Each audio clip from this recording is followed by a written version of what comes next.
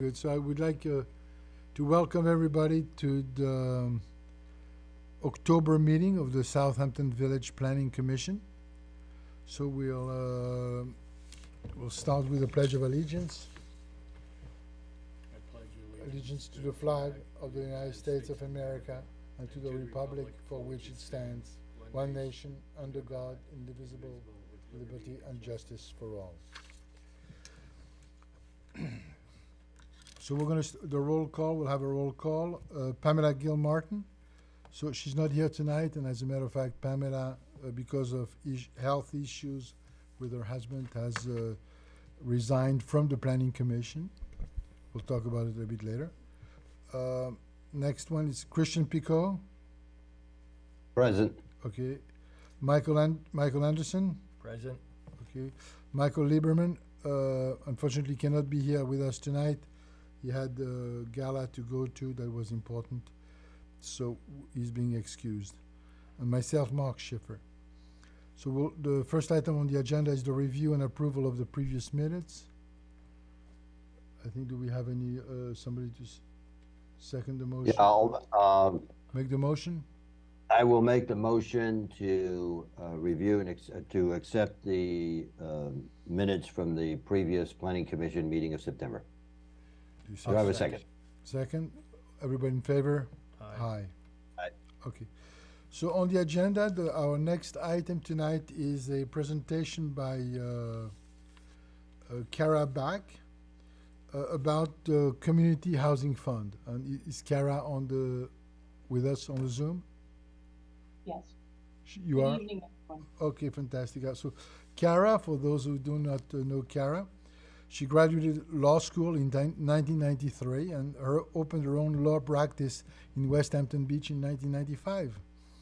And shortly after, or just a few years after, Kara joined the Town of Southampton Town Attorney's Office in 2004 and was counsel for the Department of Housing and Community Service. I had the pleasure to work with Kara when I was myself on the Town Housing Authority, or the Community Development Corp. In 2021, Kara became the director of the Department of Housing and Community Services, overseeing the town's affordable housing program, and now the newly enacted Community Housing Fund. And Kara brings to the table an extensive legal and real estate background. So welcome, Kara, and Kara is going to talk to us a little bit about the Community Housing Fund that the village signed on, and we would like to know more about it. And Kara can now, giving the floor now to Kara. Thank you, Mark, and good evening to everyone. Just a little background information. In November of 2022, the voters of the town of Southampton approved a local law to establish the Community Housing Fund with a 0.5% tax on real estate purchases to fund affordable housing opportunities within the town of Southampton. The tax is collected on real estate transactions with a contract date of April 1st, 2023 or after. So we are now just seeing some of the money to accumulate in the fund. The Village of Southampton passed a resolution opting into the fund on December 8th, 2022. The Town of Southampton, Town Board of the Town of Southampton appointed the Community Housing Advisory Board in March of 2023. The role of the Community Housing Fund Advisory Board is to analyze potential projects and properties and make recommendations to the Town Board for funding through the Community Housing Fund. The Community Housing Fund can be utilized for the following purposes. It can be financial assistance to first-time homebuyers. It can create affordable housing for sale or rent. It can be used to rehabilitate existing buildings for sale or rent. It can purchase interests in real property in existing housing units for affordable housing for sale or rent. And it can provide housing counseling services. I'll tell you a little bit about some of the programs that I am developing and creating through a project plan that will be presented to the town board for their consideration. First one I really am excited about is an affordable easement program. It's when a developer agrees to place a permanent affordable easement on a property, providing restrictions on the sales price and income limitations for the buyer. Another one is an accessory apartment program, which we've developed. We've developed it in conjunction with a program that we have now. It's a state program called the +1 ADU program. But the state program has some restrictions on it, particularly an income restriction on the owner of the property. So we've created another program through the Community Housing Fund that does not have income restrictions on the owner of the property. And this program will provide no interest loans to owners, property owners who want to create an accessory apartment on their property, and to income eligible tenants at affordable rent rates. Another program I'm excited about is Homes for Essential Workers. This program assists volunteer essential workers with mortgage payments on their home, and will continue those mortgage payments, or a portion of those mortgage payments, as long as those volunteers continue their service. Another program is Homes for the Town's Workforce, Seniors, and the Disabled. This program provides cash for a restriction that requires the occupants to be workers working within the town at least 30 hours a week, seniors 55 and over, or disabled persons. Another program is a motel or commercial conversion program, which provides low-cost second mortgages to finance the conversion of motels and commercial units into affordable rental housing for the seasonal and year-round workforce. So if the Village of Southampton is interested in participating in any of these programs, what they should do is apply to the Community Housing Fund Advisory Board with their plan. Coming soon, I'm developing an online application process to make it easier on everyone. The Community Housing Fund Advisory Board will review the projects to see if they meet one or more of the goals that the town of Southampton is focused on to make housing more affordable. These goals are listed in the 2022 Town Housing Plan, and they are providing new home ownership opportunities for first-time home buyers, whether it be first-time home buyer assistance, down payment assistance, or the production of new affordable housing. Another goal would be providing housing for all, senior housing, disabled housing, employer-employee housing. Another goal would be to promote creative infill, which is smaller units or the creative reuse of buildings, motel and commercial property conversions that I just went over. Encourage transit-oriented development, housing that encourages alternative transportation choices. And the fifth goal is equitable distribution of housing stock with affordable options. So meeting the housing need of a particular hamlet or participating village, as set forth in the housing needs plan that is being conducted by the Community Housing Fund Advisory Board. It's still in the development process. It hasn't been completed yet, which is one of the reasons why we haven't rolled out the project plan yet. So as soon as that housing needs analysis is completed, you should see this project plan on for consideration of the town board. It will be on for public hearing. Okay, thank you so much. Could you just maybe elaborate a little bit in terms of the mechanics of how the funds, so the funds right now, it's 0.5% on every transaction in the town of Southampton, Southold, Riverhead, and East Hampton, and then do we get to how each town gets paid to the county, and then each town gets their share of the income, or how is it? You know, divided by the county or distributed by the county? So the county distributes one check to the town, and the town has to divide it up between the Community Preservation Fund and the Community Housing Fund. So it's a process because right now the town comptroller can't just divide 2% to community preservation and 0.5% to community housing, because some of the transactions are exempt from community housing if the contract hasn't been signed, if the contract was signed prior to April 1st. So it's a slow process, and that's why we haven't seen many funds yet. I think right now we received the last check for July, and that has not been, divided up yet. So, the funds are coming together slowly at this point.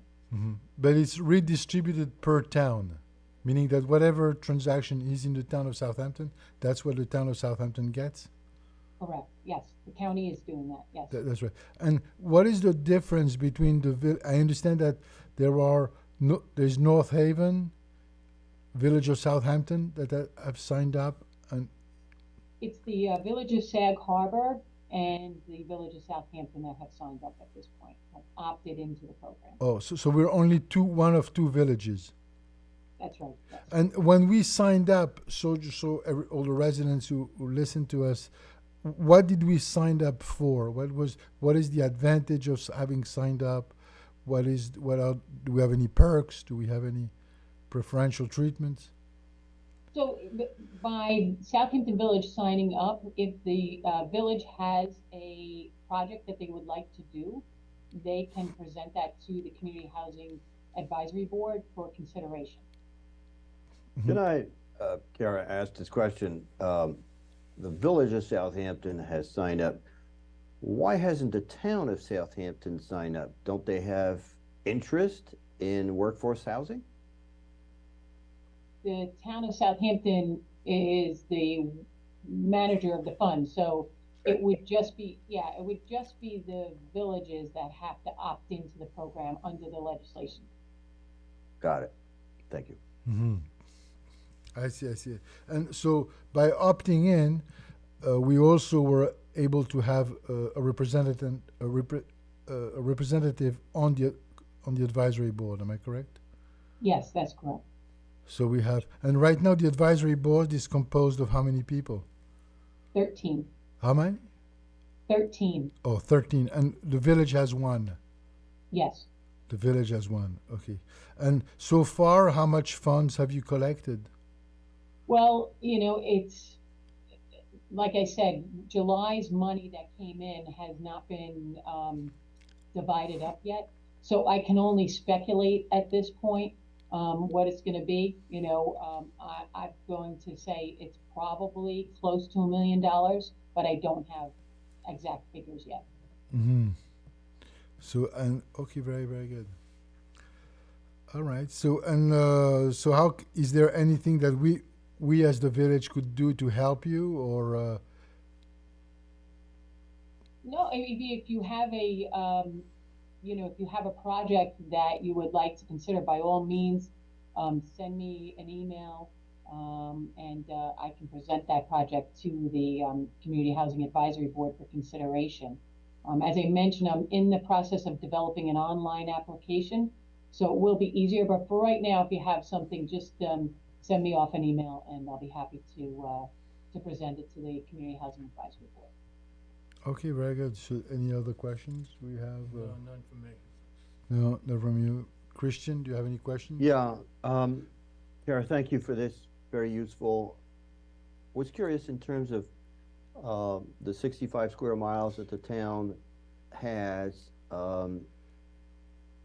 Since they're administrating the project, if the town on its territory outside the village wants to do a workforce housing program, how does that work as opposed to the village? I'm not quite understanding this nuance between the town and the village in terms of ability to apply.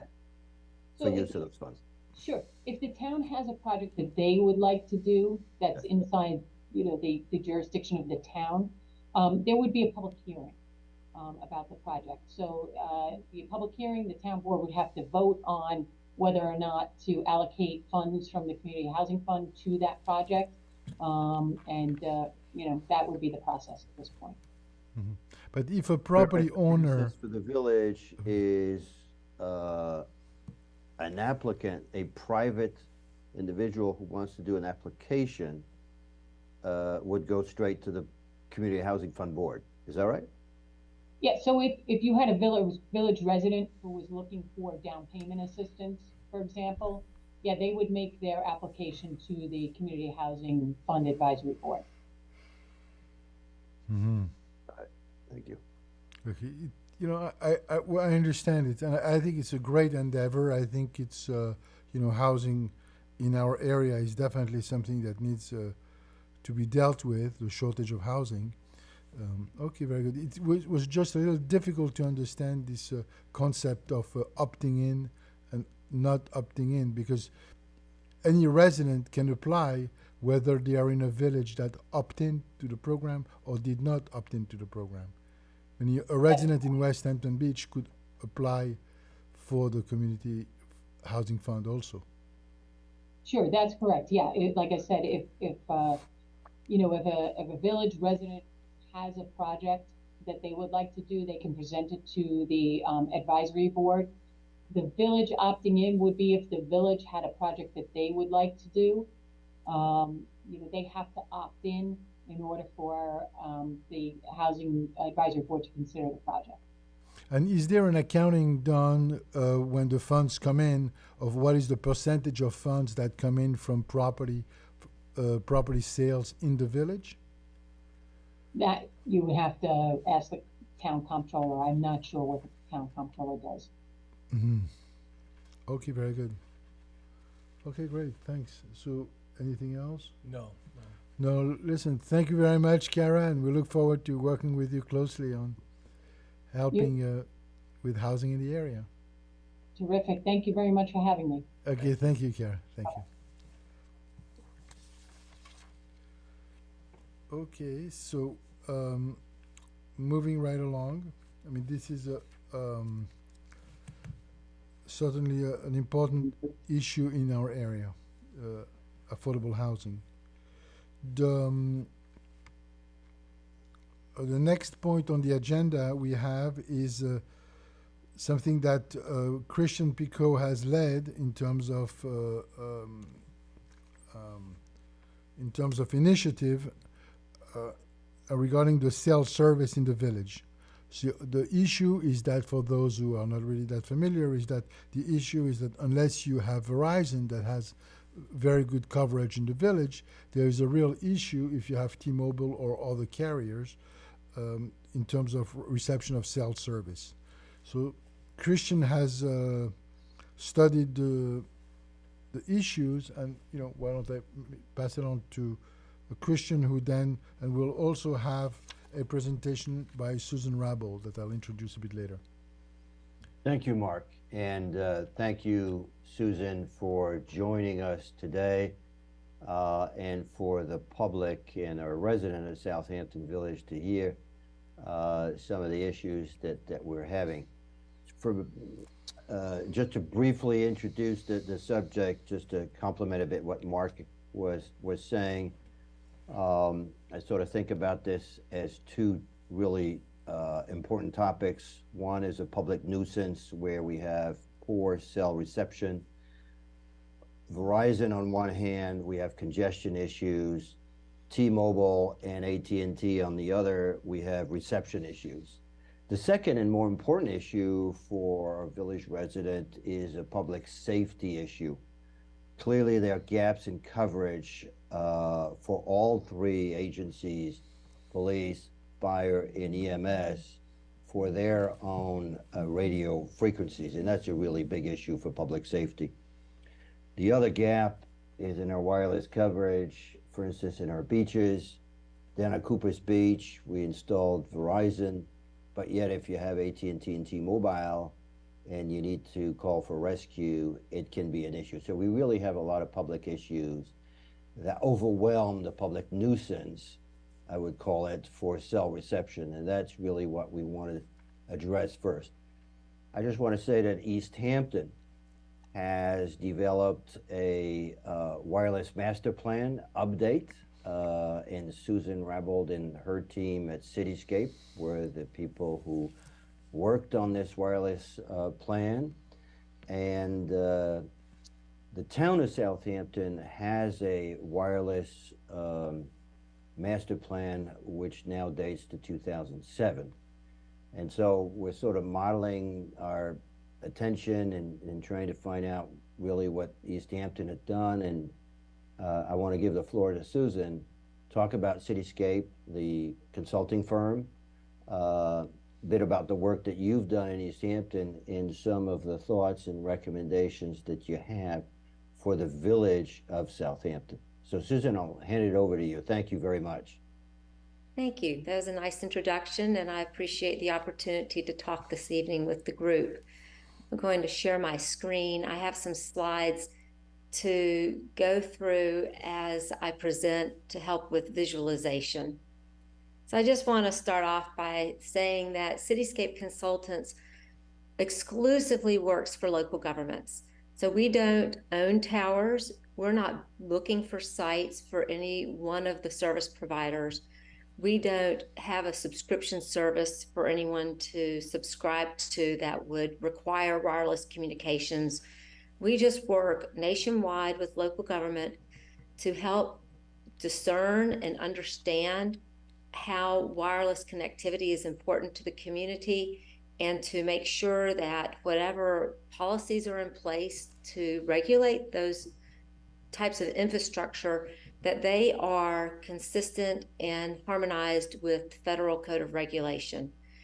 We have, our project team includes engineering, legal, planning, and we are located in multiple locations around the United States.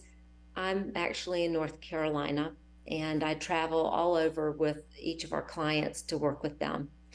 And when we talk about wireless communications, I'm specifically talking about what functions are needed to make your cell phone work.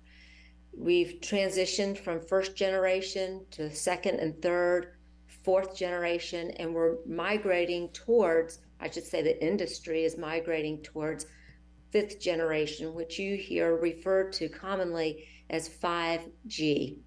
One of the changes with 5G is that the operating frequencies from the antenna are no longer just in the low or high frequencies. They operate in low, mid, and high frequencies.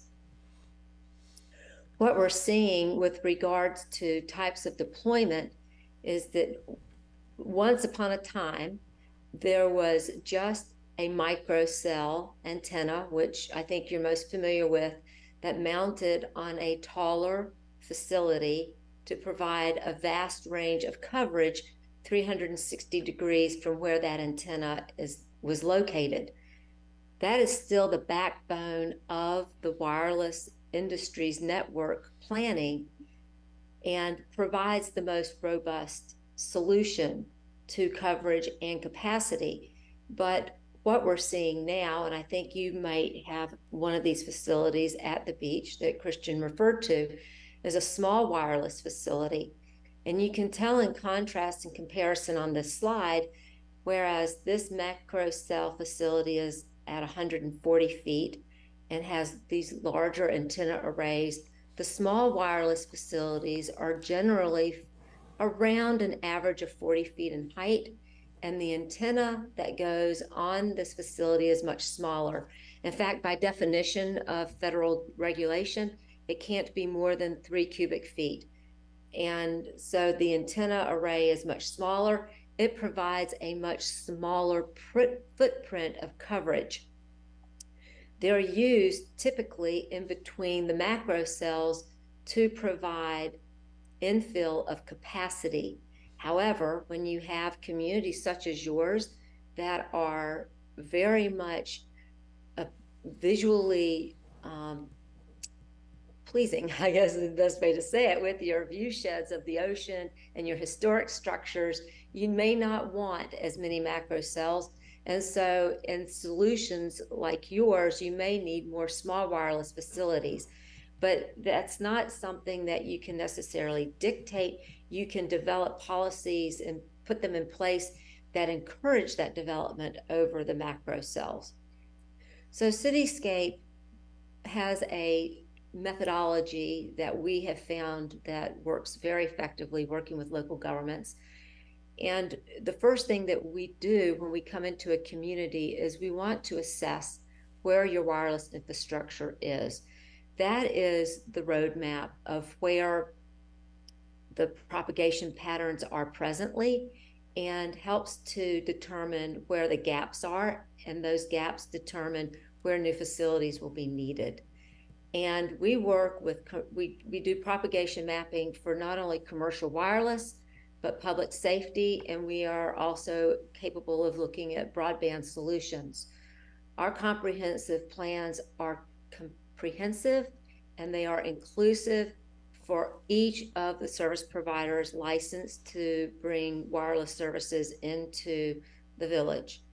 And we do look for public and industry stakeholder participation because our plan is only as good as what the community wants and what works for the stakeholders on the industry side. And we provide drafts for your review before we do a final analysis. So to give you an example of wireless assessments, what do I mean by that? Well, my coworker, Elizabeth, typically it's Elizabeth, she and I literally go out into the field and we go to each and every facility and we record all sorts of information while we're there. We verify location. We're looking to see what type of equipment is at the facility, who the service providers are on that site. What does the ground equipment look like? What is the fencing detail? Is there landscaping? Are there any perceived concerns at those sites? And we record all those observations. We actually put them into a GIS collector app that can be downloaded and used through the Esri platform when we're finished by the community. From there, we map what the coverage looks like. And this is an example for the town of East Hampton and the village of East Hampton. So these particular sites are specifically in and around the village, and these other propagation patterns that you see outside of the village perimeter are coming from the town of East Hampton. And the mapping that you see is showing what the coverage prediction is like from each of those sites. Yellow is representing in-building coverage. The green areas represent coverage in vehicle, not necessarily inside a building. These blue areas demonstrate coverage that is predominantly just outdoors. And where you see areas with, with no coloration, those are dead zones. Now, one of the challenges here, though, is that this is showing what it would be like if every provider was at each of those sites. And that's simply not the case that we run into. In fact, here's another example of a master plan that we're working on for another community. And you can see how provider A has a footprint that looks very sparse, whereas provider B has more presence in this community, and so their footprint is somewhat larger, and provider C is somewhere in the middle. And that's why it's important to map by provider, because if you're just looking at solutions for, say, provider B, then that solution for that provider is going to be very different than what provider A needs. So you have to develop a plan that not only works for provider B, but it's also going to be acceptable and working for provider A, C, and D. And in this case, they actually have 5 providers. So you have to look at a comprehensive plan that works for all 5. I did a very, very preliminary search on your geographic area. And I apologize, I'm going to go back a couple slides and just point out that while we look at the actual boundary here for the village of East Hampton, we actually go 1 mile around that perimeter with our assessments, because sites, as you can tell here in the perimeter, have a direct impact on what's going on inside the village boundaries. So I looked at your general geographic area. I don't have a map layer that specifically shows your boundary, but I was able to identify these 7 locations, and just based on my preliminary research, I found that AT&T is on 3 of these 7 sites.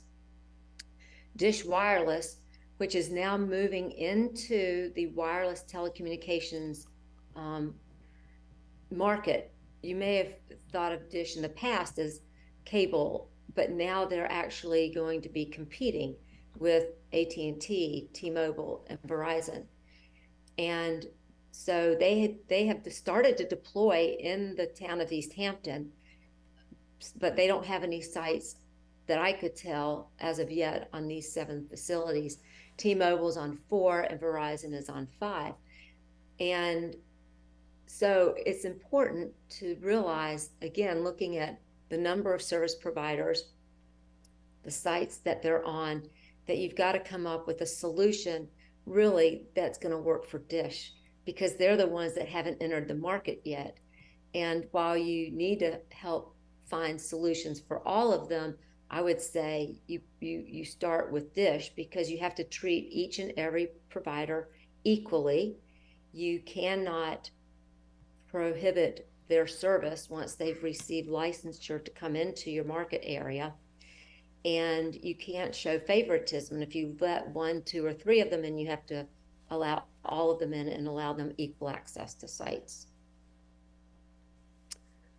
This is another example of some of the work that we're doing when we talk about taking the project to the next step of, once we've identified where sites are, how do you come up with solutions? This is a project that we're working on in New Jersey, and we did a survey with the citizenry to find out what type of infrastructure they would support, what type of design standards they would want to see, and how many sites and the type of site were they leaning towards in terms of supporting in the future for infill. And this is an example of how this is their current footprint of coverage. And if they were just going to go with 100-foot tall macro cell facilities, they would achieve this complete in-building coverage. And if you look at this, the survey results, you can see that of those who participated in the survey, 60% would saying that they could support this type of development. We then showed the community what it would look like just using small wireless facilities to achieve the same coverage area that the macro cells were going to provide. And it would take about 47 of the small wireless facilities. And I want to just mention that that's provided those small wireless facilities are built for co-location. Otherwise, if they're single tenant facilities, then you would need 47 small wireless facilities per provider to get that same coverage footprint. And then we showed what a hybrid facility build out might look like with macro and small. And in this particular scenario, it was 7 macro cells and 18 small. And you can see that 70% supported that type of footprint. The next slide in my presentation to them was to show of those provided, which scenario did the community prefer, and 90% preferred this development plan. So then our next step would be to try and figure out, well, if you want to go with this type of development, where would the facility go? What would it look like? And help to sort of pre-design that network based on community preferences. We also take in consideration we look at height scenarios. If 100 feet is too tall or is 100 feet too short, we look at what increasing the height would gain in terms of coverage and capacity versus a lower facility sort of helps you determine heights and objectives for coverage and capacity. Now, there's a lot that we can do with the community to help come up with a good plan that you can promote to the industry to follow. We also look at public safety. These are some examples of maps that we've done with public safety coverage for police, fire, ambulance, public safety. We look at talk out, talk in. We also look at public works networks and see how they all fit together. And then we look at potential on-street design, and we identify how many facilities it would take to meet different coverage objectives and patterns. And once we have the public safety piece done, we tie that together with the wireless side so that we're maximizing new sites that are compatible for both public safety and personal wireless, so that everything that you're building or promoting to build out is comprehensive. And I just want to now talk a little bit about what we've done in East Hampton, in the village of East Hampton.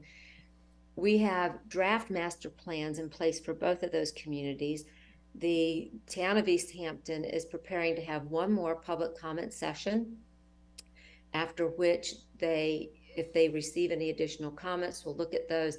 And then we hope to have the final master plan in place by the end of this year.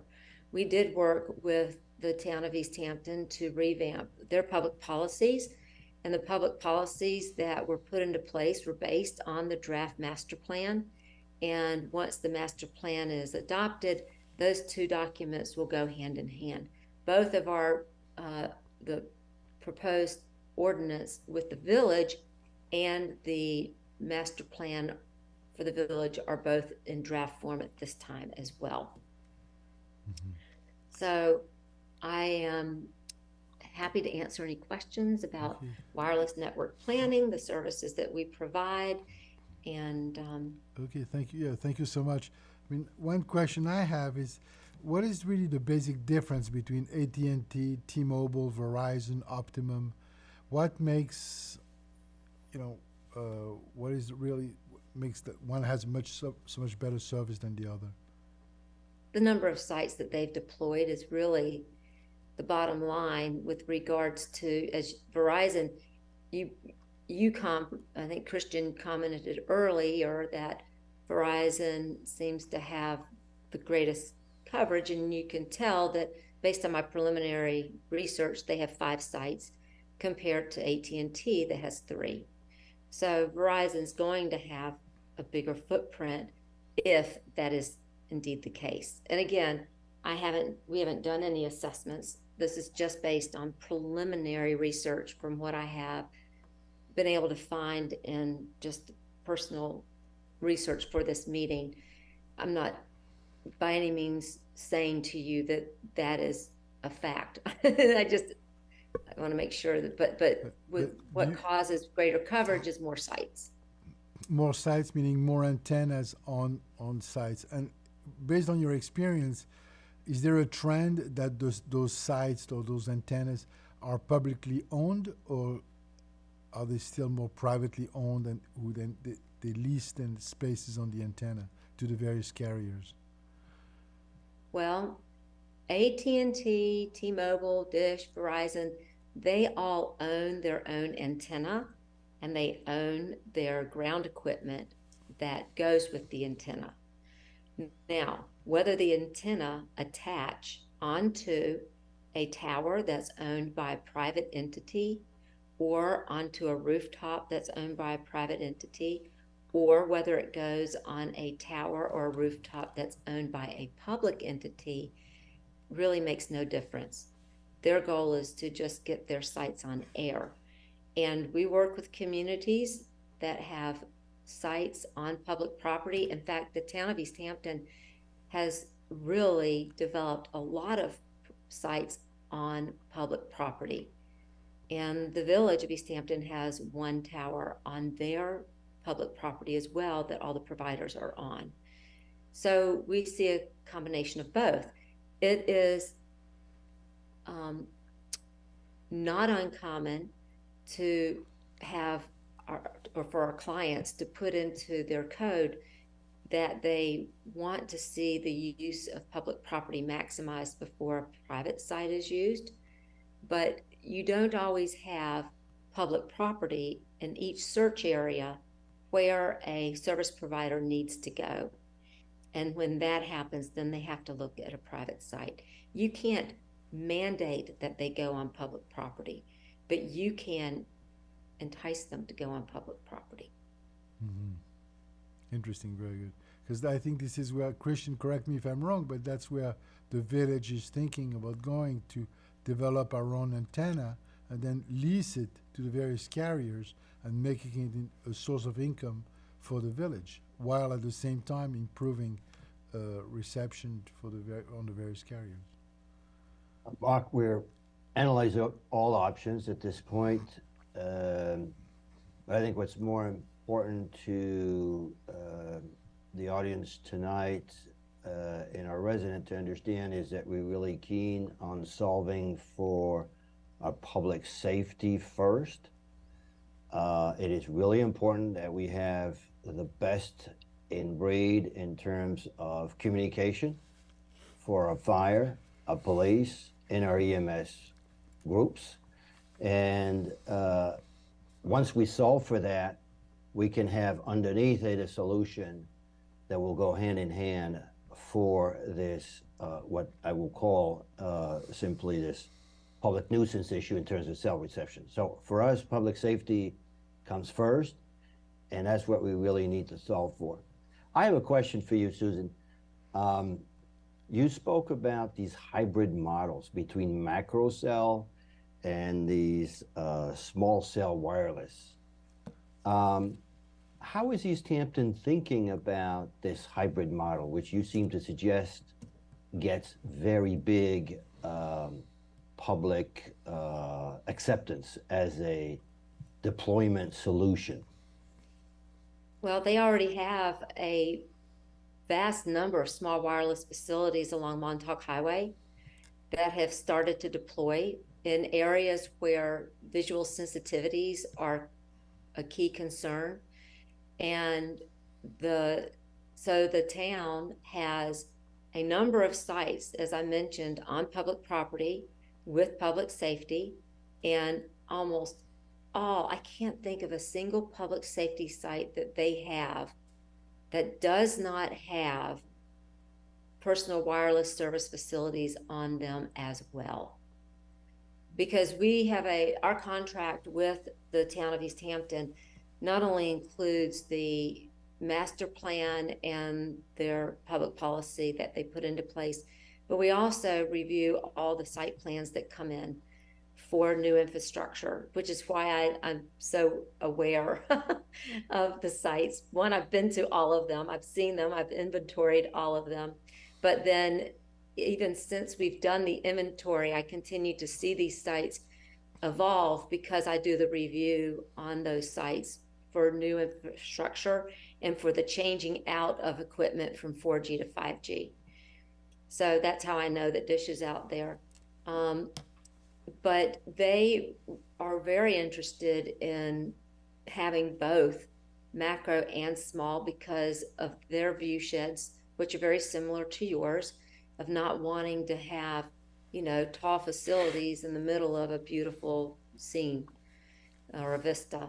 So we put together some options for them in their master plan that shows the use of macro cells and small wireless facilities.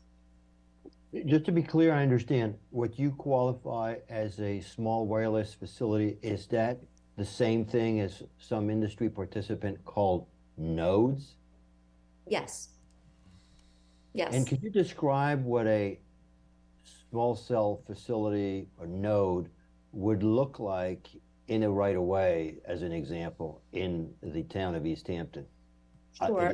You put it up on a lamp post, on a telegraph post? How does that work?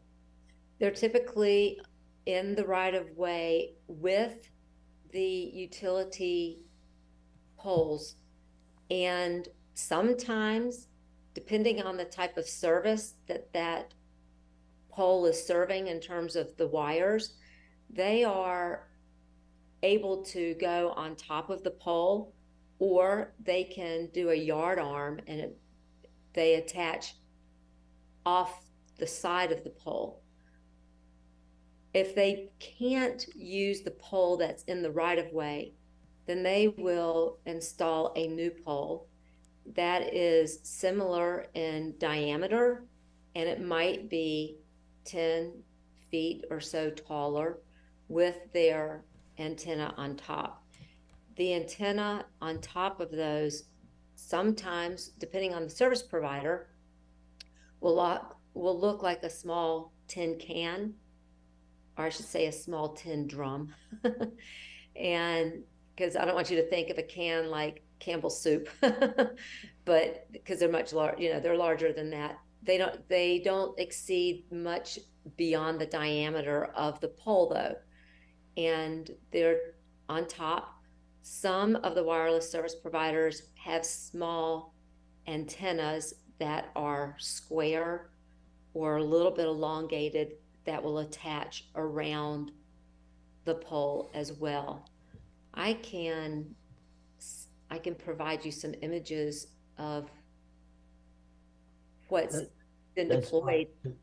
Susan, what I wanted to hear from you is, with the work that you've done with the community of East Hampton, is that what I'm hearing is that they have embraced this hybrid model of having these nodes in village or town right away and 120, 140 foot pole at a municipal site as a combined hybrid solution. That's, I think, what I'm hearing. Is that right? Yes, and our design for them, we try to keep the macro towers to 100 feet. They have significant terrain throughout East Hampton. They go from sea level up to hundreds of feet, actually. And so terrain is a huge variable. So some of the sites we had to go to 120 feet because of terrain and tree canopy. But for the most part, we tried to keep them at a macro cell to 100 feet and a small wireless facility between around 25 feet in height. Okay. Thank you. I have one last question. Okay, one more question. Village code the town code of East Hampton, zoning code, some changes addressing wireless in September 2022. Were you part of these code changes, and what specifically did they address? Sure, we rewrote we rewrote the code, basically. Their ordinance had development standards throughout the entire code, and we consolidated them all into one section, and we expanded their tier system. They already had a tier system in place. Like, for example, tier 1 was for administrative type of a review that just needed a building permit. But their code was outdated. It was not consistent with the Code of Federal Regulation.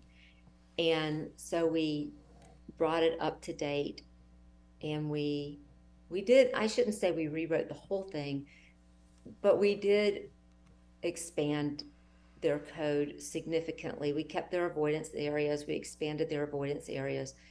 We wanted to make sure that what they promoted was consistent with where the master plan was going and what the community survey responses indicated what the community wanted. We didn't do the code we didn't finish the code till after we finished the community survey. The comments and participation from the community was vital in putting together that plan. Okay. Well, listen, I want to thank you very much for sharing all this knowledge with us, and this, and we look forward to continuing to work, with you possibly. And so I know Christian is leading the effort. If we're also, I think we should set up a task force for it.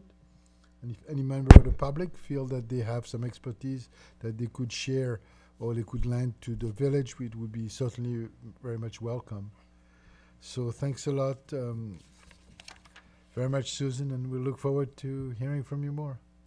Thank you. Thank I will you. send some pictures along with, as a follow-up to Christian, and if you could send them out to the group, Yes. that would be great. We And will if you do come that. up, if you have any other questions that you come up with later on, just feel free to, if you don't mind Christian's sending them to him, and then he can forward them to me and I can respond. Okay, fantastic. Thank you, Susan. Thank you, Susan. Thank you very much. Have a good evening. Have a good evening. Thank you very much. Bye-bye. Bye-bye.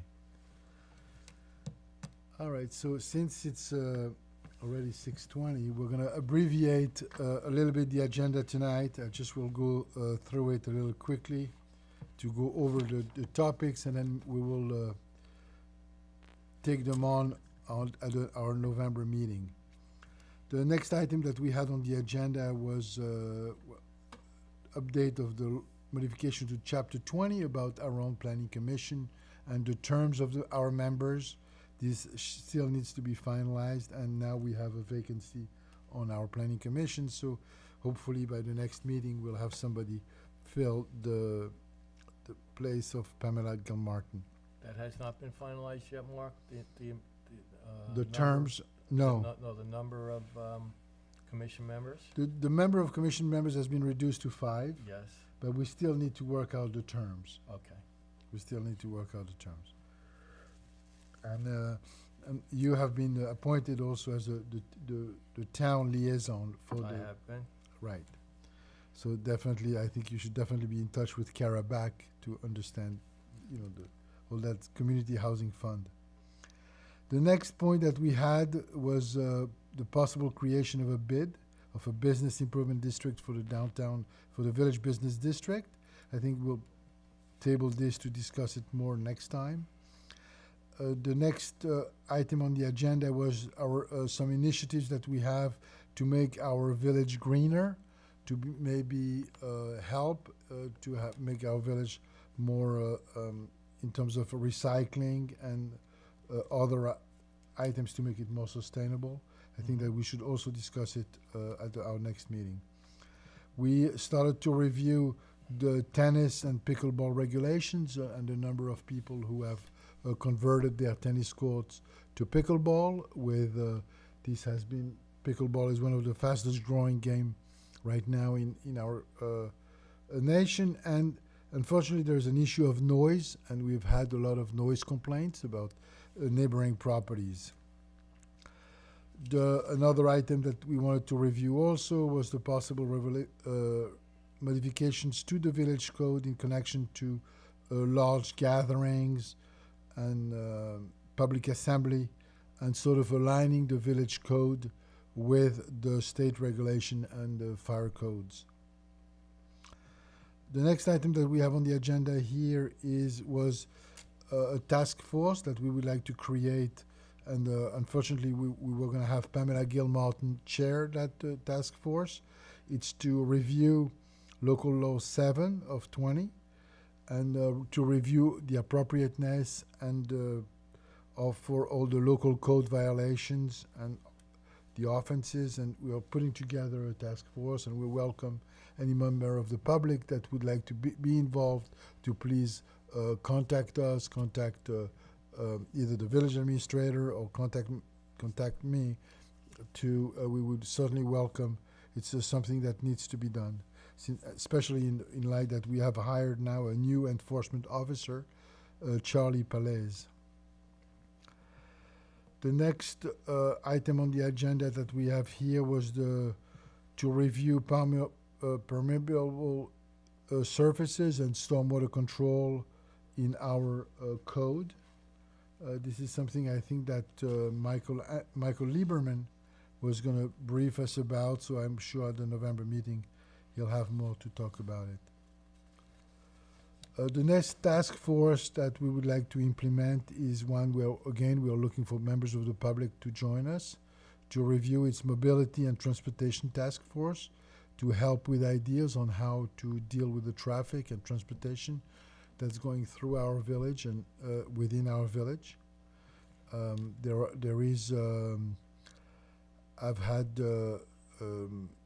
actually, I have a planned Zoom meeting with the county at that point, and maybe I would like maybe either Michael Anderson or Christian to join me on that Zoom.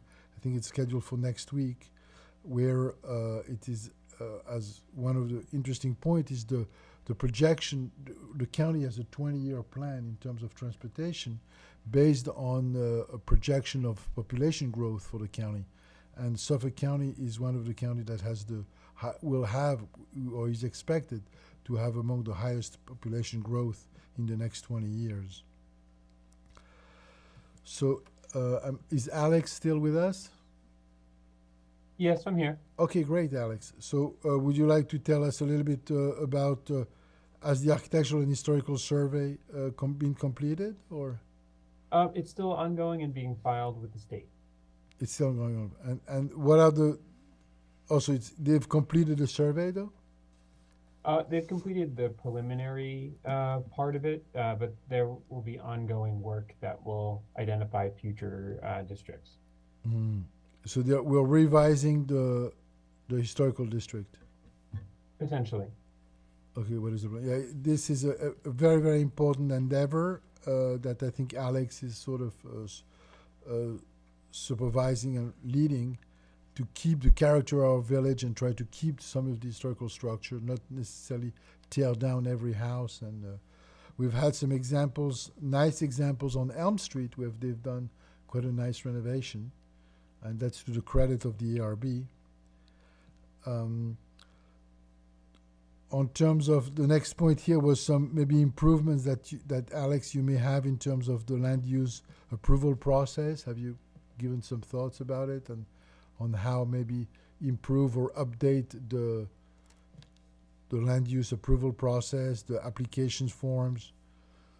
Maybe go. Yeah, we're working with the board chairs on that, and we're updating some of the forms and checklists for the various land use boards to hopefully make things a little bit easier.